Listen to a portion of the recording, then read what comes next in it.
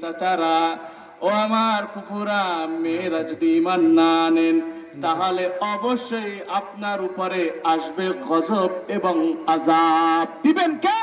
আল্লাহ। ভাই বলেন না, দিবেন কে? আল্লাহ। এরপরে ভাইরা আমার, বাবাজিরা আমার, পেয়ারা নবী রাসূল আরবি, কি কষ্ট নাকি আপনাদের? কি বলেন, কষ্ট হয়?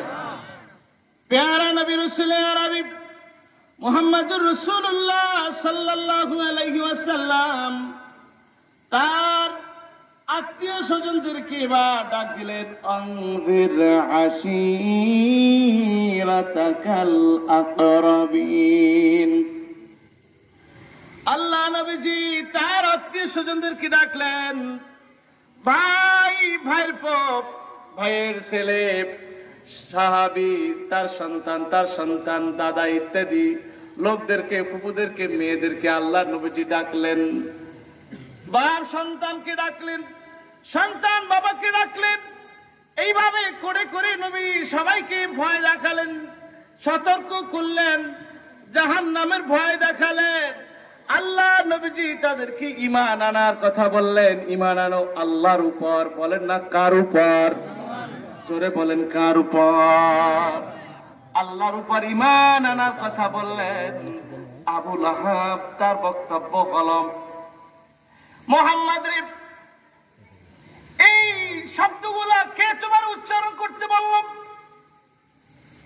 কে আমাদেরকে শিখাও? তুমি তোমার বাপ-দাদার ধর্ম তুমি বাদ দিছো, আজকে তুমি নতুন ধর্ম নিয়ে আসছো। মুহাম্মদ তুমি কি চাও? কি চাও? কি চাচ্ছ বলো মুহাম্মদ? ধর্ম চলা বন্ধ করে দাও, দিন বন্ধ করে দাও, দিনের প্রচার বন্ধ করে দাও। কুরআনুল কারীমের ভিতরে রব্বুল আলামিন চমৎকার করে আমাদেরকে জানিয়ে দিলেন, বিসমিল্লাহির রাহমানির রাহিম।